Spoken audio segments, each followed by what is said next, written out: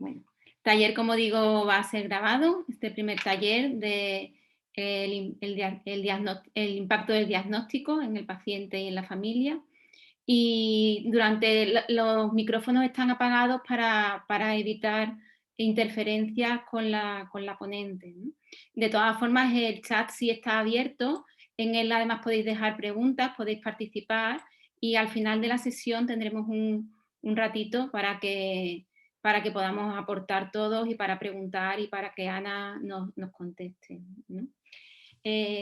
Yo no quiero quitaros mucho tiempo porque creo que la riqueza del taller va a ser mucha y mucho por lo que puede dar de sí. Entonces, sin más, y dentro de esta serie de talleres, dentro de este proyecto de Sevilla Contigo, Ciudad Compasiva, que, que ya hicimos a final del año pasado, ya empezamos a hacerlos online y este año pues los haremos online durante todo el tiempo. Este primer taller, como digo, lo va a llevar a cabo Ana Raventós Trillo. Ana es psicóloga, es fundadora y directora del Centro de Psicología Aportas. Ella es terapeuta gestal y sistémica, experta en abordaje de trauma, en elaboraciones de duelo, en pérdidas. Es también formadora de mindfulness y es instructora en diferentes programas y entidades de mindfulness. Pero sobre todo es una gran colaboradora de nuestra fundación, del proyecto Sevilla Contigo, siempre está dispuesta a acompañarnos y la verdad que para nosotros siempre es una alegría y una delicia escucharla. Entonces yo no me voy a alargar más, simplemente os dejo con ello y os doy la bienvenida una vez más y aquí permito que Ana, creo que puedes compartir la pantalla. Te voy a decir si te voy a desactivar el micrófono.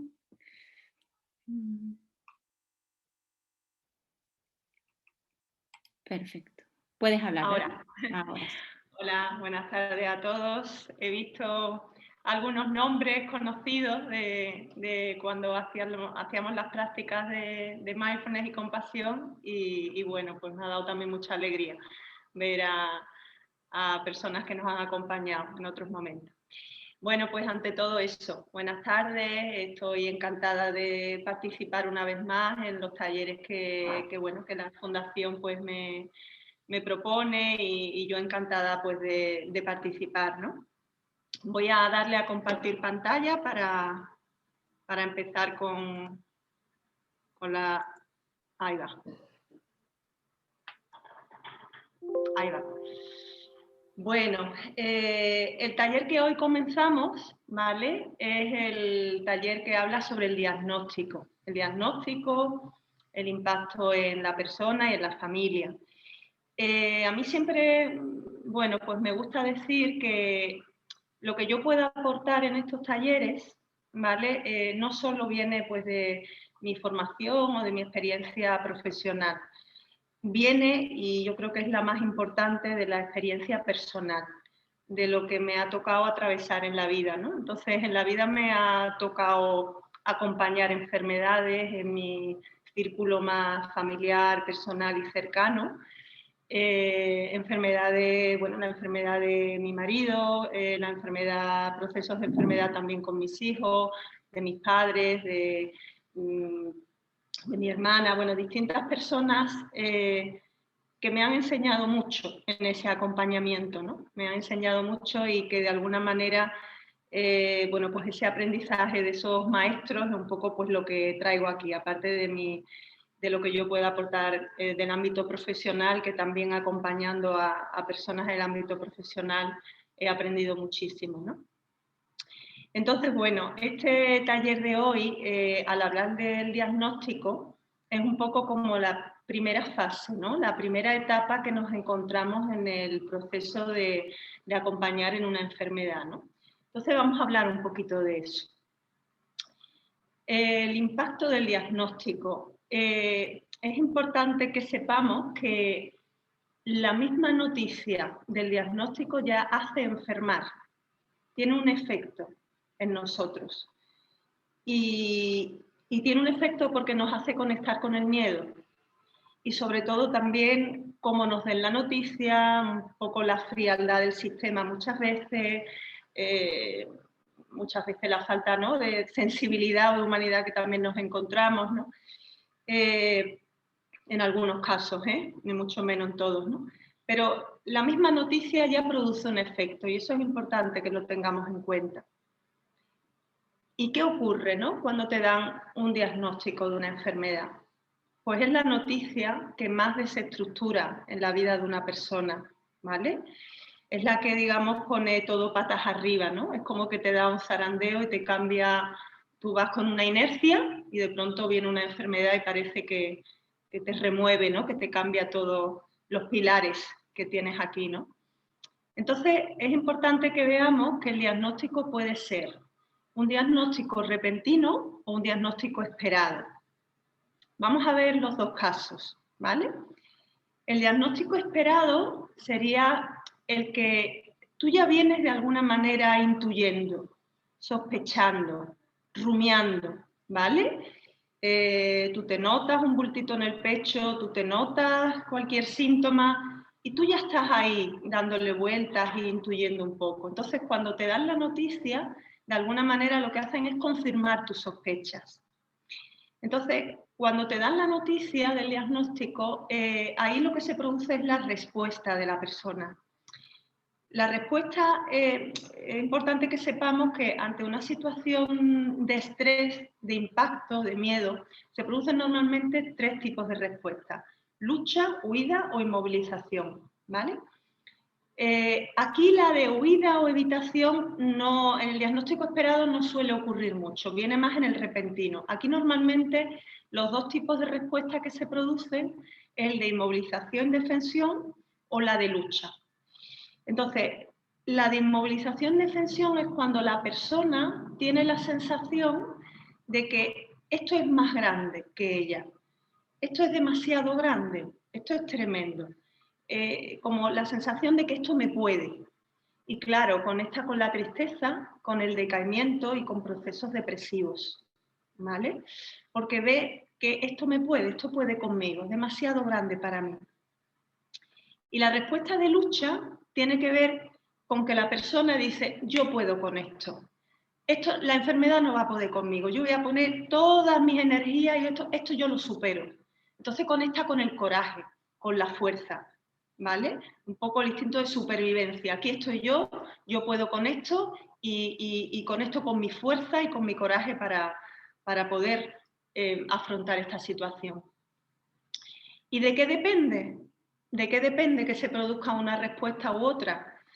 Pues depende de muchas cosas, ¿no? Depende de la etapa que esté viviendo la persona, del estado de ánimo, de los recursos de afrontamiento que tenga, que tiene que ver con su historia vivida, de cómo se han vivido las historias de enfermedad en su familia, procesos de enfermedad, y cómo se perciba a sí mismo y cómo perciba la enfermedad, ¿vale? Depende de su interpretación. Porque siempre es importante en las situaciones de impacto, de crisis, de miedo, tener en cuenta 2 factores, que es recurso y amenaza. Si yo percibo que la amenaza es muy grande y yo me veo muy pequeñita frente a esa amenaza, probablemente yo conecte con la inmovilización y indefensión, ¿vale? Pero si yo percibo la amenaza como asequible y yo me percibo, yo me percibo con recursos para afrontarla, ahí sí que puedo conectar con el coraje, la fuerza y con la respuesta de lucha. Entonces, lo que es importante es, de alguna manera, motivar a la persona para que tenga esa capacidad de control. Es decir, lo que hablamos de recursos amenaza es que se ve con capacidad o con recursos para controlar la situación. Entonces, motivar la capacidad de control de la persona no quiere decir que pueda controlar la enfermedad, porque eso no lo sabemos. Eso no está bajo nuestro control, eso no lo sabemos. Pero sí la capacidad de control en lo que se refiere a cómo voy a afrontar la enfermedad. ¿Cómo me voy a ayudar mientras estoy pasando esta experiencia? Día a día, momento a momento, sin anticiparme. ¿Cómo me voy a ayudar con qué actitud voy a afrontar la situación que tengo delante. Eso sí tenemos plena capacidad de control y eso es importante. Y luego está el diagnóstico repentino. El diagnóstico repentino tiene que ver que la persona le coge por sorpresa. Es decir, vas al médico por otra cuestión y bueno, te dan la noticia que ni te lo esperas, ni la habías sospechado, ni tenías ni idea. Aquí la respuesta normalmente es más de shock, de impacto, de crisis. Y aquí se suele dar la respuesta de negación en muchas ocasiones. Es decir, la persona no se lo puede creer, ¿vale? Esto no puede ser verdad. Entonces, un poco funciona como si no le estuviera pasando, ¿vale? Como si esto no fuera real, como si no fuera con ella. Por eso va a muchos médicos pues, para contrastar el diagnóstico o sigue su vida como si no le hubieran dado la noticia. El proceso de negación hay que verlo como un proceso de adaptación, un mecanismo de supervivencia que tiene el organismo, precisamente la persona, para poder digerir esta situación. Digamos que es un mecanismo de supervivencia porque la persona todavía no puede hacer frente a esta experiencia y entonces necesita un proceso de adaptación. En la negación normalmente se está un tiempo, ¿vale? Pero a veces la persona puede estar en negación durante toda la enfermedad y de hecho conozco casos que han sido así, que conozco concretamente a un enfermo de ELA, que sabes que es una enfermedad degenerativa y tal, que desde el principio no aceptó la enfermedad y la negaba, no quería silla de ruedas, no quería ninguna de las ayudas para el movimiento, ni la grúa, ni nada, no quería porque era como asimilar que tenía ELA y es que no podía. Y de hecho incluso hasta el final, que solo le quedaba el movimiento de los dedos y el habla, porque todavía podía hablar, se distraía en el móvil con un juego y tal, y ya el movimiento del dedo en el móvil ya le dolían todos los músculos del brazo y le decían, ¿puedes seguir jugando a través de la voz y no te fuerzas y tal? Dice, no, yo sigo con el dedo. O sea, era como una resistencia a todo lo que tuviera que ver con estás enfermo de ELA, ¿no? Entonces, bueno, hay personas que requieren su tiempo, incluso a veces todo un proceso para poder aceptarlo, pero como ya veremos ahora, también hay que saber respetar eso, también hay que saber respetar el ritmo, el proceso de cada persona. Entonces, cuando se da el proceso de conectar y aceptar lo que está ocurriendo, ¿no? Hay momentos incluso de conexión, desconexión. A veces vuelves a negarlo, vuelves a aceptarlo, estás ahí, ¿no? Pues se producen una serie de emociones que bueno, ya lo veremos explícitamente en otro taller del mundo emocional del enfermo, ¿no? Todas las emociones que se atraviesan, culpa, rabia, tristeza, frustración, impotencia, miedo, muchísimo. Y luego, efectivamente, tanto en el diagnóstico repentino como en el diagnóstico esperado, siempre lo que se produce son muchos miedos, preocupaciones e incertidumbre. Entonces vamos a hablar un poco de eso. La preocupación es generación de pensamientos rumiativos. Vamos a ver un poco qué pasa en la mente cuando nos dan una noticia de un diagnóstico, ¿no? Pues, ¿qué pasa en nuestra mente? Pues el diagnóstico de una enfermedad lo que hace es que produce mucha actividad mental. Tenemos que saber que la mente, nuestro cerebro, está enfocado para la supervivencia. Quiere decirse que está preparado para detectar los peligros, para salvarnos de los peligros, con lo cual está preparado para detectar amenazas, para detectar lo que no funciona, lo que va mal, lo negativo. Ahí se va nuestro cerebro. Claro, ante una noticia así, nuestro sistema, nuestro organismo se coloca en sistemas de alerta, porque lo que quiere es salvarnos del peligro, de lo que supone que es un peligro.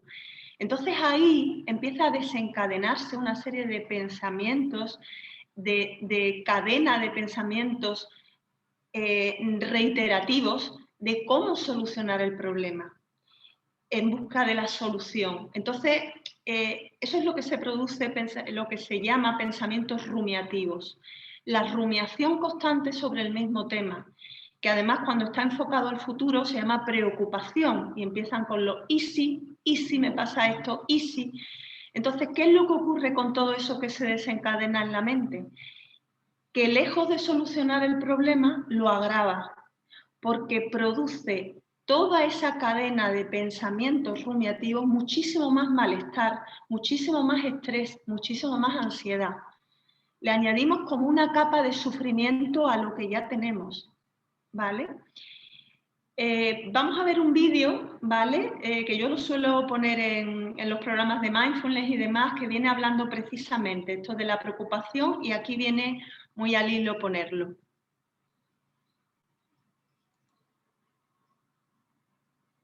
So then let's consider first of all, what is a mind in the grip of vicious circles? Well, one of the most obvious instances that we all know is the phenomenon of worry. The doctor tells you that you have to have an operation. And that has been set up so that automatically everybody worries about it. But since worrying takes away your appetite and your sleep, it's not good for you. But you can't stop worrying, and therefore you get additionally worried that you are worrying. And then, furthermore, because that is quite absurd, and you're mad at yourself because you do it, you are worried because you worry because you worry. That is a vicious circle. So now, can you allow your mind to be quiet? Isn't it difficult? Because the mind seems to be like a monkey, jumping up and down and jabbering all the time. Once you've learned to think, you can't stop. And an enormous number of people devote their lives to keeping their minds busy and feel extremely uncomfortable with silence. When you're alone, nobody's saying anything, there's nothing to do. There's this worry, this lack of distraction. I'm left alone with myself, and I want to get away from myself. I'm always wanting to get away from myself. That's why I go to the movies, that's why I read mystery stories, that's why I go after to girls or anything that you do, or get drunk or whatever. I don't want to be with myself. I feel queer. So, well, why do you want to run away from yourself? What's so bad about it? Why do you want to forget this? Why do you want to become absorbed? Because you are addicted to thoughts. This is a drug, a real dangerous one. Compulsive thinking, going on and on and on and on and on all the time. It's a habit. So there's a difficulty about stopping that activity. And you really have to stop it if you want to be sane. Because if I talk all the time, I don't hear what anyone else has to say. Then I'll end up in the situation of having nothing to talk about but my own talking. Or so in exactly the same way, if I think all the time, I won't have anything to think about except thoughts. So in order to have something to think about, there are times when you simply must stop thinking. Well, how do you do that? The first rule is don't try to. Because if you do, you will be like someone trying to make rough water smooth with a flat iron. And all that will do will stir it up. So in the same way as a muddy, turbulent pool quiets itself when left alone, you have to know how to leave your mind alone. It will quiet itself. Bueno, efectivamente el vídeo nos habla todo eso, ¿no? Toda esa preocupación, esa adicción a pensamientos y y termina diciendo como la mente se calma cuando la dejas sola, ¿no? Quiere decir cuando no estás alimentando todo eso, sino pones la atención en el aquí y ahora, ¿no? Esto viene muy bien ahora hablar de la metáfora de las dos flechas, porque esto ocurre en todos los procesos de la vida, pero especialmente en los procesos de enfermedad. La metáfora de las dos flechas lo que viene a decir es que la primera flecha sería las experiencias que nos trae la vida, ¿vale? Nosotros, bueno, en lo que nos toca vivir en la vida siempre vamos a tener experiencias agradables y desagradables, y en las experiencias difíciles de la vida, pues nos vamos a encontrar procesos de enfermedad. Eso es algo inevitable porque tenemos un cuerpo físico y porque tenemos un cuerpo físico enfermamos. Forma parte de la vida también la enfermedad. Con lo cual, la primera flecha es lo que nos trae la vida y de alguna manera es algo inevitable. Es lo que se llama dolor o sufrimiento primario, ¿vale? Y es inevitable. Pero es que después nosotros nos clavamos una segunda flecha y esa nos la clavamos nosotros. Y es por la reacción de ira, de miedo, de resistencia a lo que nos trae la vida, a las experiencias que nos toca vivir. Cuando le añadimos contenido mental, cuando le ponemos la resistencia, ahí es cuando efectivamente le añadimos capas de sufrimiento. Y eso sería el sufrimiento secundario, el sufrimiento opcional. Esta flecha sí es opcional. Y a veces no solo nos clavamos una segunda flecha, nos clavamos una tercera, una cuarta, una quinta, porque estamos añadiéndonos mucho sufrimiento a lo que ya la vida nos ha traído. Esto es bueno también ver la fórmula del sufrimiento. La fórmula del sufrimiento es dolor más resistencia igual a sufrimiento.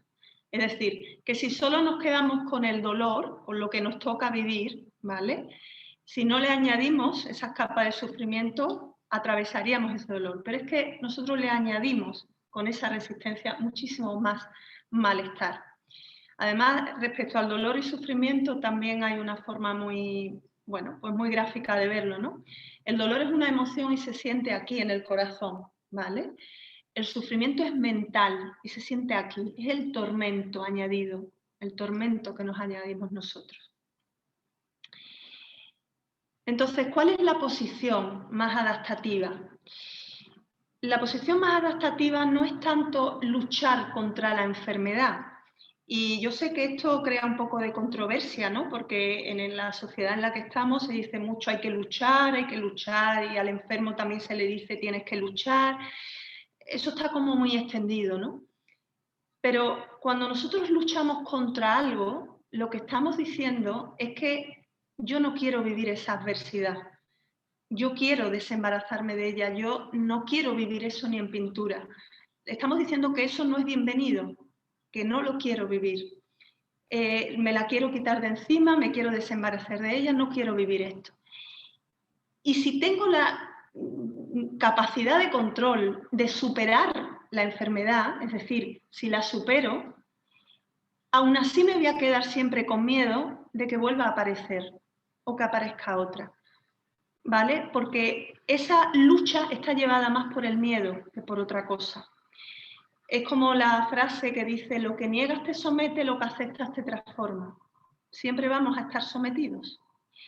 La posición más adaptativa es, esta es la experiencia que me está tocando vivir. Esa es la primera flecha que comentábamos antes. Esta es la flecha que me ha traído la vida. ¿Vale? Es aceptarla. Esta es la experiencia que no quiere decir ni que me guste, simplemente es la experiencia que me está tocando vivir. Y es lo que me toca transitar ahora, con lo cual, al aceptarla, lo que sí puedo controlar, lo que sí está absolutamente bajo mi control, que era lo que vimos antes, es cómo decido vivir esta experiencia, cómo me voy a relacionar con esta experiencia. Es importante que veamos que lo fundamental aquí no es lo que vivamos, sino cómo nos relacionamos con lo que vivamos. ¿Cómo lo vivimos? ¿Cómo lo transitamos? ¿Vale? Entonces, esto tiene mucho que ver con cómo voy a cuidarme, cómo voy a afrontar momento a momento esta enfermedad, porque es importante que veamos que el diagnóstico nos lleva al futuro, ¿vale? Y nos desencadena, como hemos visto, pensamientos rumiativos sobre el futuro. Es bueno poder ir al cuerpo, a las sensaciones, a la respiración, al aquí y ahora, que es lo que nos va a llevar al presente. Y vivir cada una de las etapas que me toque vivir de la enfermedad, momento a momento. Y de lo que yo me puedo encargar, ¿vale? Es de cómo voy a afrontar el dolor físico si tengo, o dolor emocional, que también lo tendré, de las emociones que me toque transitar en este momento. Cómo me voy a ayudar, cómo voy a transitarlo, cómo me voy a cuidar. O sea, que no es tanto librarme de la tormenta, sino encontrar ese espacio de calma y de quietud dentro de la tormenta. ¿Vale? Encontrar mi ecuanimidad, mi equilibrio, mi serenidad, para poder afrontar la adversidad o la situación que me está tocando vivir, que en este caso es la enfermedad. De alguna manera, hay una frase muy buena de Frank Ostaseski que me gustaría leer, que dice: cuando aceptamos lo que es tal como es, vemos de frente la realidad. Quizá no nos guste, ni aprobemos todo lo que encontramos, pero siempre que discutimos con la realidad, perdemos. Desperdiciamos nuestra energía y nos fatigamos a causa de la insistencia en que la vida debería ser distinta. Una frase bastante interesante, ¿vale? Que no debemos olvidar. Entonces, ¿qué es lo que sí puedo hacer? Cuidarme mientras vivo el proceso. El autocuidado es fundamental. Entonces, el cuidado está, por un lado, el cuidado físico, por supuesto, del tratamiento médico que tenga que hacer, de cuidar mi cuerpo, del ejercicio físico, de la alimentación, de las actividades que me nutren.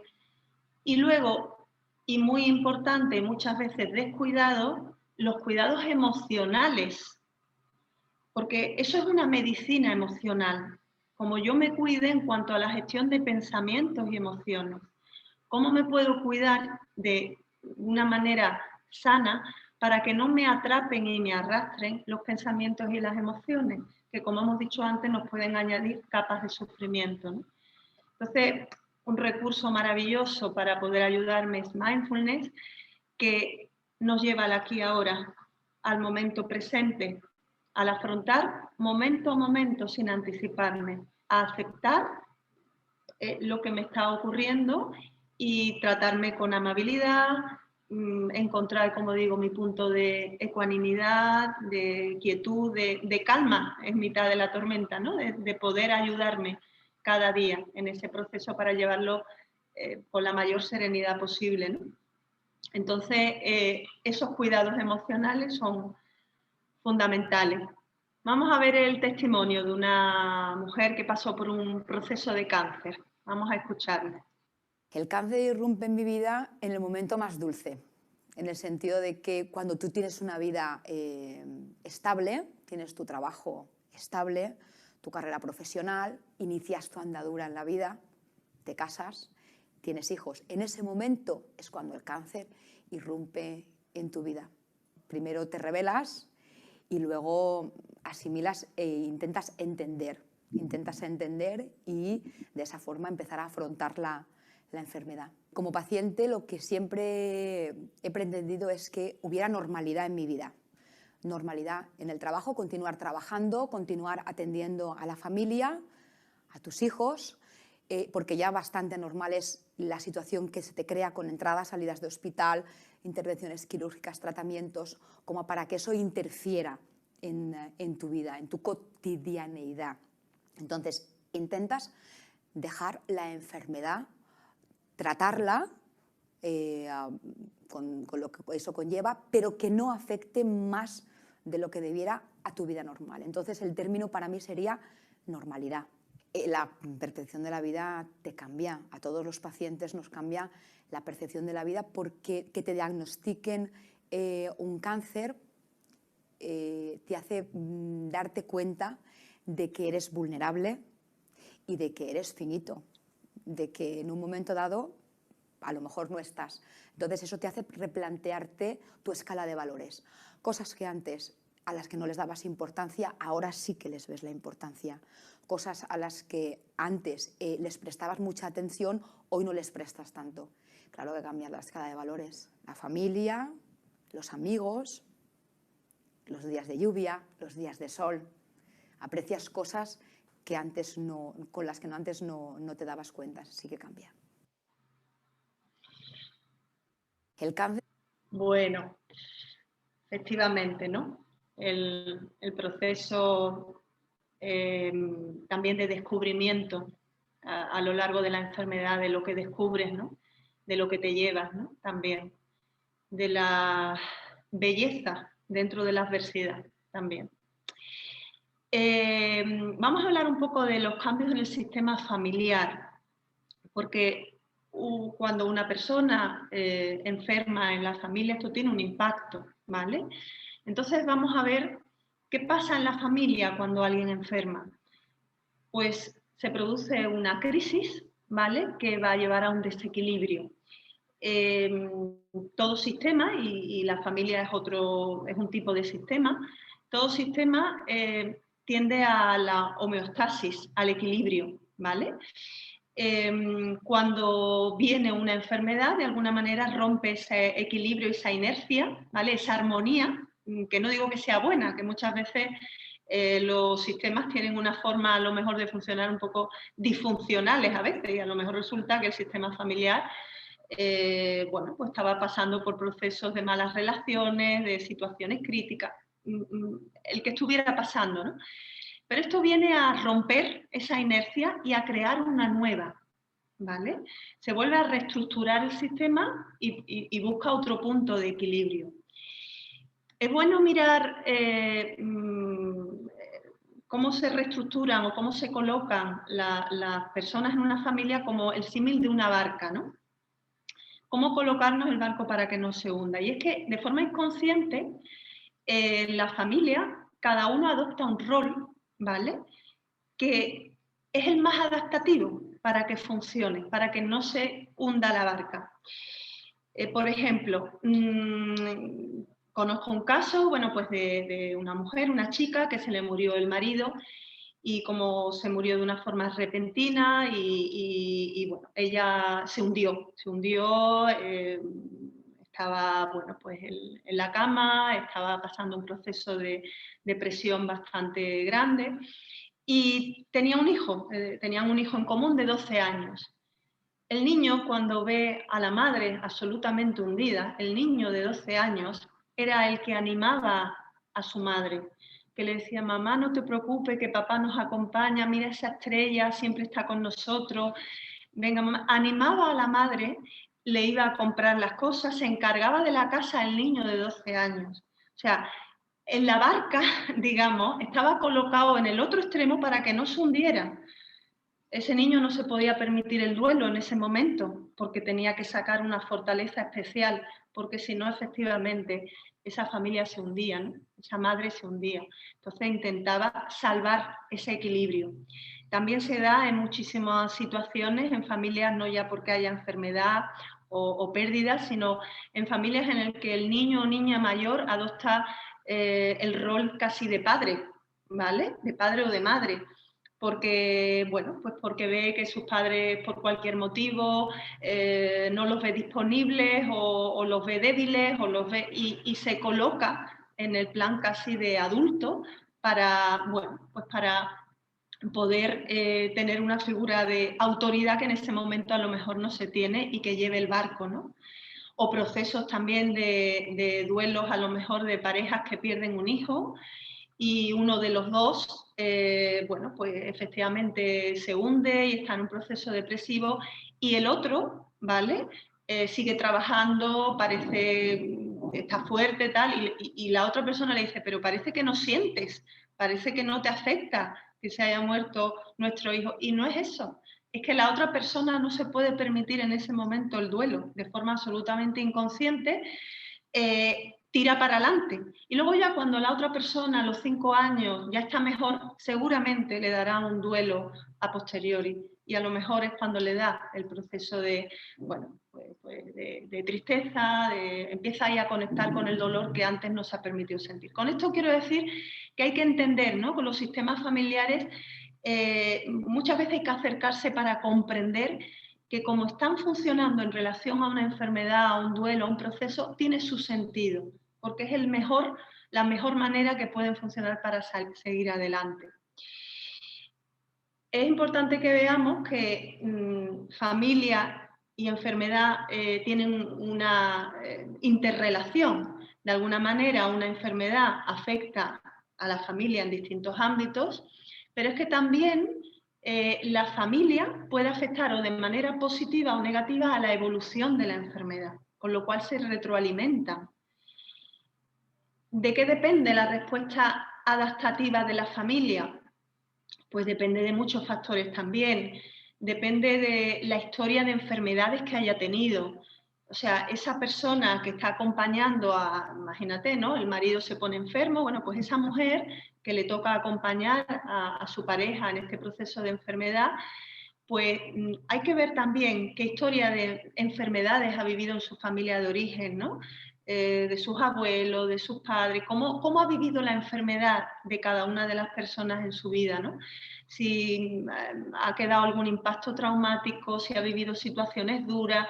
A lo mejor resulta que ese acompañamiento lo va a hacer desde el miedo y la sobreprotección, porque tiene ahí dentro una historia dura, traumática, sin asimilar del todo, pues por la muerte o la enfermedad de su padre o del proceso que sea. Eso hay que contemplarlo. Las pérdidas que hay en la familia, hay que ver cómo se han vivido esos duelos anteriores, ¿no? Porque también ocurre lo mismo. Tal y como tú has vivido los procesos anteriores, te va a condicionar para ese acompañamiento que tú tengas a tu pareja, a tu padre, a tu hijo, a la persona que tienes enfermo alrededor.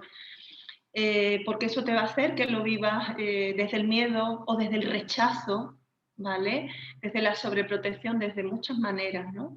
Desde la culpa. Hay veces que se vive hasta desde la culpa. Si de alguna manera yo he podido contribuir a que a ti se te desarrolle un cáncer, ¿no? Es que hay que ver todo eso, ¿no? Hay que ver y entender qué está pasando.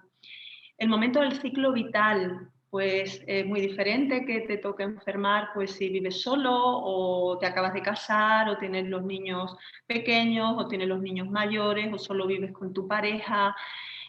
Cómo es la relación con tu pareja, con tus hermanos, todo eso hay que verlo, ¿no? Porque aparece la enfermedad en el momento que sea y hay que ver cómo son los lazos familiares, ¿no? ¿Cómo afrontan también las situaciones difíciles esa familia? ¿Cómo la han afrontado anteriormente cuando le ha tocado transitar situaciones de distinto tipo, ¿no? Pérdidas de trabajo, situaciones de distinta índole, ¿no? Pero ¿cómo lo han vivido? ¿Se ahogan en un vaso de agua? ¿Funcionan en la evitación, en el escape, en acudir a la bebida? O sea, ¿cómo gestionan? Porque esto puede ser una situación muy abrumadora que les sobrepase y hay que ver con qué contamos, ¿no? Con qué recursos, ¿no? Y luego también la flexibilidad o rigidez de los roles familiares, porque si el sistema es muy rígido, en los sistemas rígidos no se permite el cambio. Entonces, aunque una persona en este caso enferme, y normalmente lo que ocurre en un miembro repercute en todos los demás, aunque una persona enferme en el sistema rígido, no se permite el cambio y van a funcionar todos exactamente igual que como estaban funcionando antes de la enfermedad. Con lo cual, lo más probable es que recaiga todo en un solo cuidador, ¿vale? Y ese cuidador, pues quizá vaya a tener el síndrome de la fatiga del cuidador porque va a absorberlo todo, porque los demás no van a cambiar y van a seguir con su trabajo, sus estudios, su vida, como si nada pasara. Eso hay que verlo también. Otra cosa que ocurre en los sistemas familiares es el pacto de silencio. El pacto de silencio tiene que ver con no contar al enfermo, no dar información sobre la enfermedad para protegerlo. Entonces, ¿qué pasa aquí? ¿Cómo vive el enfermo y la familia esta situación? Pues el enfermo al final lo termina intuyendo, porque Claro, nosotros a lo mejor no comunicamos a nivel verbal, pero es que nosotros podemos comunicar de muchas maneras. Es que se comunica a través del cuerpo, se comunica a través de la mirada, se comunica por los silencios. De alguna manera se transmite en el clima, en la energía de la casa. El enfermo percibe eso también.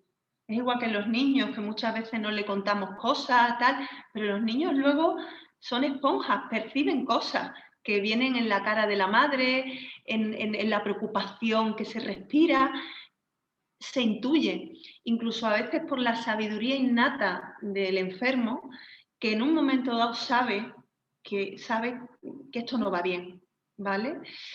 Pero es verdad que el enfermo puede seguir participando de esa farsa o de ese teatro porque tampoco esté preparado para afrontar eso, entonces participe de esa negación. O a veces participe de eso porque a quien no ve preparado es a los familiares y lo que teme es preocuparlos. Y a quien no ve preparado efectivamente es a los que les rodean. Y entonces el mismo enfermo pues sigue con eso para efectivamente protegerlos a ellos. Y la familia, de alguna manera, este pacto de silencio lo hace para proteger al enfermo, para que no sufra. Pero también hay una realidad, y es que la familia también lo hace para protegerse ella, porque muchas veces lo que nos resulta duro a nosotros es ver sufrir al otro. Entonces, yo no le quiero dar esa noticia porque yo no soporto ver el dolor en este ser querido. De alguna manera es un mecanismo de protección nuestro también.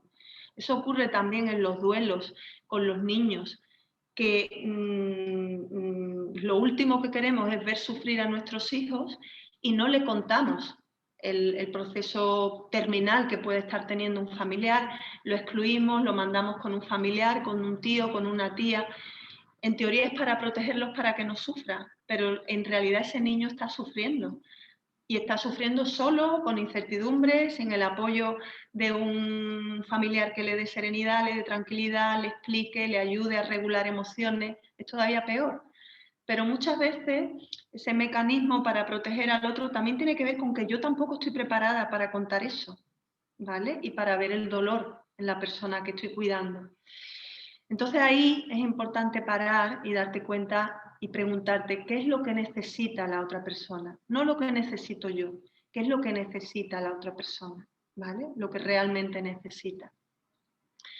Porque de alguna manera la repercusión de este pacto de silencio o conspiración de silencio es que el paciente se puede sentir engañado, que luego no hay un desahogo emocional, no da posibilidad de despedida, no da posibilidad, hay una barrera ahí comunicativa, hay falta de conexión, no se puede despedir, no se puede cerrar asuntos pendientes, no se puede pedir perdón, no se puede agradecer, no se pueden decir palabras de amor porque se está actuando como si nada pasara, ¿no? Entonces le sumerge en una gran soledad al paciente.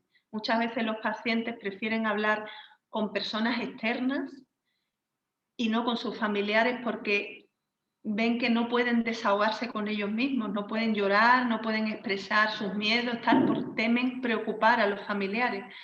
Y como los familiares están en esa farsa, digamos, pues no pueden hacerlo. Recuerdo también un caso de, bueno, pues un padre que perdió a su hija de 25 años. Su hija de 25 años estaba en proceso terminal por un cáncer en el hospital y él de ninguna de las maneras podía aceptar que lógicamente su hija se iba. Y entonces, en un momento dado, su hija, que sí tenía conciencia de su situación y de lo que estaba pasando, pidió que vinieran todos sus compañeros de facultad, todos sus amigos que vinieran a verla. De alguna manera quería como despedirse, ¿no? Esa despedida muchas veces no es una palabra expresamente, es implícita, es un recordar tiempos, es un agradecer, es un estar ahí cerquita de tus seres queridos, es una manera, ¿no? de una despedida bonita de esos amigos, ¿no? Pero el padre prohibió a cada uno de esos amigos que se despidieran de su hija. Lo prohibió porque le dijo que tenían que hablar de otra cosa, que no podían despedirse porque no quería de ninguna manera que su hija supiese que se iba a ir. Y la hija ya lo sabía. Entonces, de alguna manera su padre, con el dolor que estaría atravesando, lo que quería era proteger que efectivamente su hija no tomara conciencia de que estaba despidiendo, pero su hija realmente quería despedirse. Entonces muchas veces ocurre lo que estamos hablando, ¿no? El dolor nuestro, ¿no? Como familiar, pero no nos damos cuenta qué necesita la persona que tiene la enfermedad, que quizá está en otro punto de evolución diferente. Y ahora hablamos un poquito de empatía y compasión, ¿vale? Porque son dos cosas diferentes. Lo que ocurre muchas veces, bueno, pues cuando estamos acompañando una enfermedad es lo que se llama el dolor de conexión. Es decir, el sufrimiento del otro me lo hago mío. Sufro igual o más que la otra persona, porque de alguna manera empatizo, resueno empáticamente con la otra persona y cuando él lo pasa mal, yo lo paso todavía peor. Me llevo el sufrimiento, la angustia de todo lo que está viviendo la persona. Nuestros cerebros están preparados para conectar por las neuronas espejo y las emociones son contagiosas, o sea, eso es muy normal que se dé. Entonces hay que tener ahí mucha presencia y conciencia y darme cuenta qué es lo que me está pasando al lado de él o de ella, ¿no? Cómo me estoy sintiendo y cuidarme yo también, porque efectivamente ahí tengo que darme, bueno, pues autocuidado de ver qué me está pasando, ¿no? Entonces aquí es importante pasar de empatía a compasión. ¿Esto qué significa? Pues si yo solo me quedo en la empatía, ¿vale? En conectar con el otro, el sentir lo que está sintiendo el otro, en el ponerme en el lugar del otro. Si yo solo me quedo ahí, desde ahí no puedo dar una ayuda sana. No porque el dolor me lo estoy llevando yo, así no le estoy ayudando. Hay que pasar del modo empático al modo compasivo, hay que dar un salto. Entonces, el modo compasivo, la compasión, aquí normalmente se entiende, el término está un poco, bueno, subvalorado porque se entiende como pena, lástima y no va por ahí. El término compasión, como lo trabajamos tanto aquí como en los cuidados, como en mindfulness, tiene que ver con la movilización para la ayuda, ¿vale? Tiene que ver con dar, con ayudar, con atender las necesidades del otro. Entonces, como digo, es importante dar un paso, un salto del modo empático al modo compasivo. Es decir, no me centro en el sufrimiento, no me recreo en el sufrimiento. Esto es lo que hay, esto es lo que está tocando vivir. Es como lo de la primera flecha. Esta es la experiencia que está tocando vivir. Pero yo doy el paso de cómo te puedo ayudar, qué puedo hacer por ti, cómo te puedo acompañar, qué necesitas. Entonces, cuando yo me pongo en el dar, en la ayuda, de alguna manera ya sí puedo transmitir desde ahí coraje, fuerza, serenidad, amor, cariño. Ya conecto con otro tipo de estado. Es importante conectar con la empatía para lo que se llama sentirse sentido, ¿no? Para esa conexión, pero pasar al dar, a la ayuda. Me estoy centrando ya en la ayuda. De hecho, se ha comprobado que los circuitos de la empatía y los circuitos de la compasión son diferentes. En estudios que se han hecho en escáneres cerebrales, se ha visto que cuando estamos en empatía se activan unas áreas del cerebro, cuando estamos en compasión se activan otras. Esto quiere decir que se segregan químicos diferentes, es decir, nos sentimos de distinta manera si estamos solo en empatía o si estamos en compasión. Y concretamente en compasión, en el dar, en la ayuda, ahí encuentras un bienestar interior porque estás ayudando, estás dando el máximo posible de ti, dando amor en los cuidados. Entonces, eso es importante porque es como cuando en las grandes catástrofes pues de incendios, de inundaciones, de tal, se ve una ayuda solidaria de la gente transportando cubos de agua, ofreciendo mantas, ofreciendo tu casa. Todo eso ese dar nos hace sentirnos bien con nosotros mismos. Y ahí no te estás recreando en el sufrimiento, estás en ese paso de dar.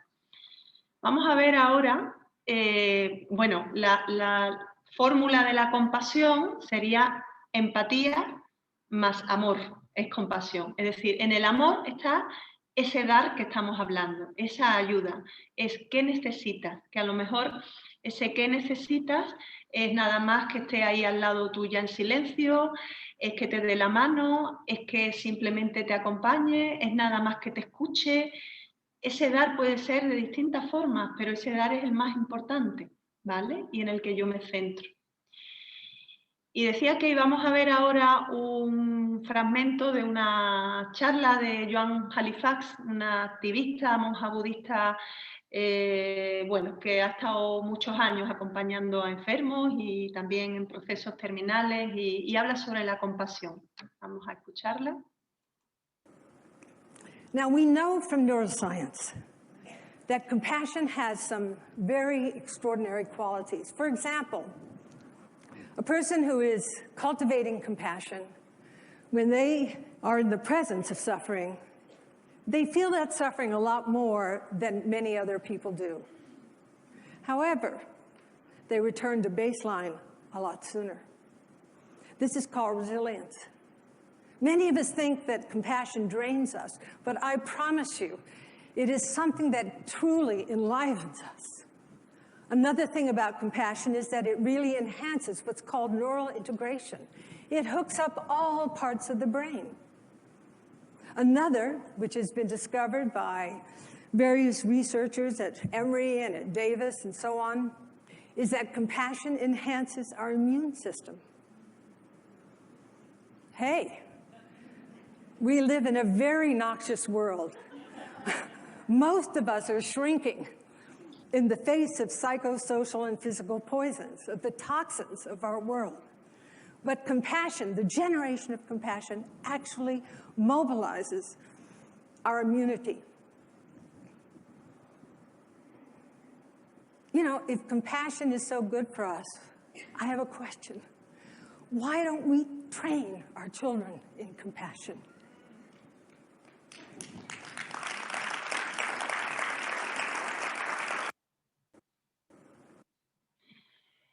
Y aquí viene la frase de Dalai Lama, ¿no? Si quieres que otros sean felices, practica la compasión. Si quieres ser feliz tú, practica la compasión. Efectivamente, porque te llena a ti a partes iguales, ¿no? Y ya para terminar, la actitud del cuidador, ¿vale? ¿Qué debe hacer el cuidador en este acompañamiento? Así a líneas generales, pues sobre todo respetar el proceso que está viviendo la persona enferma. No somos nadie para decir cómo lo tiene que vivir la persona, ni si eso está bien, si eso está mal. Nuestra tarea simplemente es respetar los ritmos, los procesos, la forma en lo que está viviendo la persona, porque es la mejor manera en la que puede afrontar la persona esa situación. Con lo cual hay que soltar el juicio, hay que soltar las comparaciones, el debería, el tengo que. Hay que abrir, digamos, la mente cambiar a la mente del no saber, ¿no? Es decir, ir con apertura. Decía una frase, dice, procuro cuando entro en la casa de un enfermo o una persona que incluso puede estar en proceso terminal, dejar todos mis conocimientos en el coche. Y es así. Ahí no sirven tus conocimientos o los debería, los tengo que. Ahí sirve el respeto absoluto y el dar amor a cada uno de los procesos que esté viviendo y acoger lo que hay. Con lo cual no es intentar controlar ni cambiar al otro, es validar lo que esté sintiendo el otro, validar cada una de las emociones. Es un acompañar consciente, consciente de mis emociones y consciente de las emociones del otro, consciente de las necesidades del otro y consciente de mis necesidades también, porque aquí entra también el autocuidado, que es fundamental. Para cuidar a los demás es necesario cuidarse, con lo cual es fundamental que yo me cuide, me atienda a mis necesidades, tenga una presencia, un acompañamiento consciente y presente, para que la ayuda sea sana, porque si la ayuda es desde la renuncia, desde el sacrificio, desde el miedo, desde la culpa, esas ayudas no nutren y no llegan bien a la persona y además te desgastan a ti.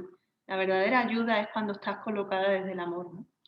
Entonces, bueno, me gustaría acabar con una frase. Espérate que me tapa esto. Dice, esta frase además es mía: a veces nos colocamos delante de un paciente como si nosotros lo supiéramos todo, como si hubiera una forma mejor de hacer las cosas, como si tuviéramos que corregir, modificar o conseguir algo siempre. Esto sin querer nos lleva a una relación desigual. A veces simplemente podemos estar, transmitir nuestra calma, respetar el proceso, no juzgar y acoger con amor lo que tengo delante. Lo más importante para la persona no es lo que le digas, sino cómo se sienta a tu lado. Con esto terminamos el taller. Voy a dejar de compartir. Bueno, creo que me he pasado un poco de tiempo. Era -10. No pasa nada. Yo creo que todo el mundo sigue aquí pendiente y creo que nadie se ha ido. Muy bien, pues voy a leer unos cuantos, ¿no, María Jesús? Sí, Lee unos cuantos te comento comentarios. alguno que ha pasado para que no tengas tú que ir para atrás, mientras que y los que están participando ahora quieren poner alguna preguntita más, ¿vale? Te comento las primeras que han salido. Pues Vale. nos comentaban, primero una que nos preguntaban es, cuando estabas explicando de las formas de afrontar la enfermedad cuando llega un diagnóstico repentino o cuando llega un diagnóstico esperado, en dónde se enmarcaba la enfermedad degenerativa, ¿no? ¿Cómo se solía afrontar la enfermedad degenerativa? La enfermedad degenerativa efectivamente tiene el impacto inicial, ¿vale? Y luego tiene las pérdidas que se van teniendo a medida que se va viviendo ese proceso de enfermedad. Entonces, cada vez que vas atravesando en la enfermedad una pérdida, ¿vale? La pérdida de movilidad, la pérdida tal, ahí hay que vivir también su duelo correspondiente, ¿vale? Entonces, es como una enfermedad por etapas, ¿no? En la que hay que... Por eso es importante en esa enfermedad y en cualquier otra el no anticiparnos, el no estar ahí con lo que hablamos que se nos dispara ahí los pensamientos, sino vivir momento a momento. Y en este momento me toca vivir esta situación, esta pérdida, tal, ahora. Y ahí acompañarme, bueno, pues en ese dolor o en esa tristeza, o sea, lo que me esté ocurriendo durante, ¿no? Entonces, es importante siempre venir al momento en el que estemos atravesando la enfermedad. Muy bien, muchas gracias. María José nos preguntaba, decía, nos contaba un caso, ¿no? Nos contaba o te preguntaba, orientación. Un paciente con enfermedad terminal que está en actitud pasiva, rumiando todo el día y no quiere hacer nada por cambiar esa situación. Está ingresado en el hospital. Su esposa tiene pavor a que le den el alta por la complejidad del manejo en el domicilio. Pero el paciente verbaliza deseos de irse a casa. ¿Qué podemos hacer con el paciente y con la familia? Bueno, hay una cosa importante. Si la persona quiere vivir el final de su vida en la casa, eso hay que respetarlo, efectivamente. Entonces, es lo que comentamos. El enfermo está en el punto en el que está, bien como comentaba, en esa rumiación, puede estar en una tristeza absoluta, puede estar en ira, puede estar como esté, pero claro, nosotros no es que estemos aquí para salvarle de eso, porque desgraciadamente no le podemos salvar de eso, no le podemos sacar de eso, pero sí estamos para poder acompañar, transmitir calma, muchas veces hay momentos de caos y de mucho dolor, pero esa presencia serena, por eso hablaba yo de la ecuanimidad. La ecuanimidad tiene que ver con encontrar ese punto de equilibrio en ti para recibir tanto lo adverso como lo agradable, es decir, los dos polos. Encontrarme que yo puedo encontrar ese equilibrio de, aunque esté viviendo situaciones muy duras, puedo encontrarme ahí en calma para sobrellevarla y poder transmitir a esa persona calma, porque si no se la transmito yo, si también estoy yo, pues por ejemplo en rumiación o también estoy con una angustia, con un miedo, al final estamos ahí en esa rueda, ¿no? Entonces simplemente muchas veces transmite más tu presencia, como decía la frase, que lo que le digas, ¿vale? Y ya la persona sola pues llegará al proceso que sea. Dice que la idea no es salvarle, sino que su esposa tiene mucho miedo a que vaya al domicilio porque el control de los síntomas no es sencillo. Que cómo trabajar esto con la familia. Claro, ahí está la ayuda del equipo médico equipo de paliativos que le pueda ayudar. Educación, ¿vale? ¿no? La educación de la familia. Claro, claro. Sí. También, también nos han preguntado si podía facilitar los enlaces a los vídeos, que creo que si nos los hace llegar, cuando las encuestas de satisfacción que las mandaremos, podemos hacer llegar los Sí. links. ¿Vale? Perfecto, sí, los mando. También hay uno al final que no he podido, porque ya íbamos cortos de tiempo, también hay unos, lo mando, el fragmento, sí, sin problema. No sé si aparece alguna otra pregunta por el chat.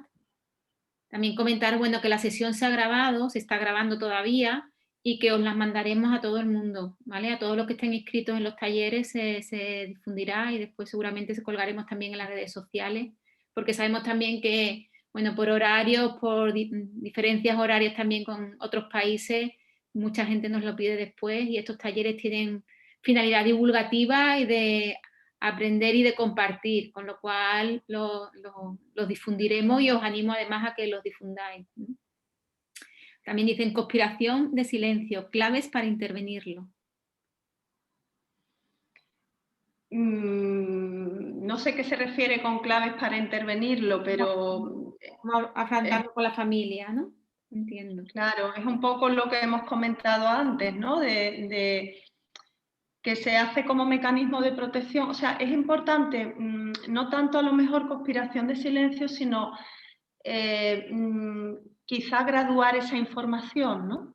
Es un poco ver lo que está preparado la persona para recibir. Entonces, buena manera es hacer preguntas y facilitar que la persona pueda ir preguntando. Siempre decir la verdad en cualquier situación, siempre. Tiene derecho a saber la verdad, pero sí se puede graduar, sí se puede facilitar preguntas, sí se puede hacer de otra manera. Pues muchas gracias. Bueno, os digo además a todos que el próximo taller, os lo decimos ya, va a ser el 23 de marzo y también estará Ana con nosotros, así que la podremos disfrutar nuevamente.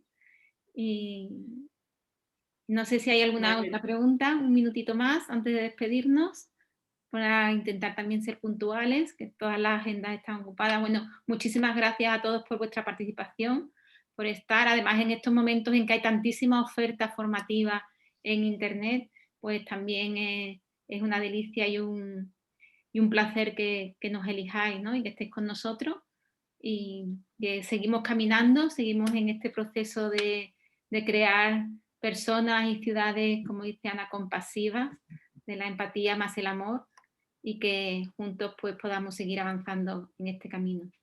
Nos vemos la semana que viene, perdón, el mes que viene, y por ahora pues nada más. Muchísimas gracias a todos. Muchas gracias, Ana. Un abrazo. Gracias a todos también.